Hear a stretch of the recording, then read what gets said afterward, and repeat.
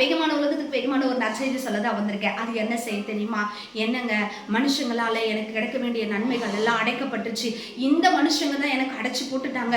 இந்த மனுஷங்களால தான் எனக்கு கிடைக்க வேண்டிய நன்மை எல்லாமே முடைக்கப்பட்ட சூழ்நிலையில இருக்குதுன்னு சொல்லி மிகுந்த பாரத்தோடு இருக்கிற உங்களுக்காக கர்த்தர் சொல்லுகிற ஒரு வார்த்தை இருக்குது. அது என்னதுன்னு கேட்டீங்கன்னா, வெளிப்படுத்தல் 3வது அதிகாரம் 7வது வசனத்துல பரிசுத்தம் உள்ளவரும் சத்தியம் உள்ளவரும் தாவீதின் திறவுகோலை உடையவரும்னு சொல்லி எழுதியிருக்கு.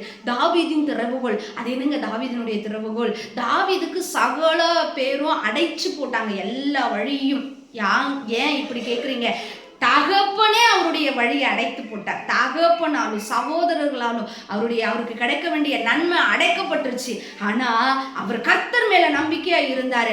அவரிடத்துல உறுதியாய் அவரை பற்றி கொண்டிருந்ததுனால சகலவற்றையும் திறந்து கொடுத்து தாவீதின் நகரம் என்று இவ்விதமாய் தாவீது பேர் பெற்றவராய் இருந்தார். பார்த்துக்கங்க. அதனால நான் சொல்றது என்னன்னு கேட்டீங்கன்னா, இன்றைக்கு அப்போ உங்களை பார்த்து சொல்லுகிறார், ஒருவரும் திறக்கக்கூடாதபடி பூட்டுகிறவர், ஒருவரும் பூட்டக்கூடாதபடி திறக்கிற கர்த்தர் நான் இருக்கிற உன்னோடு கூட.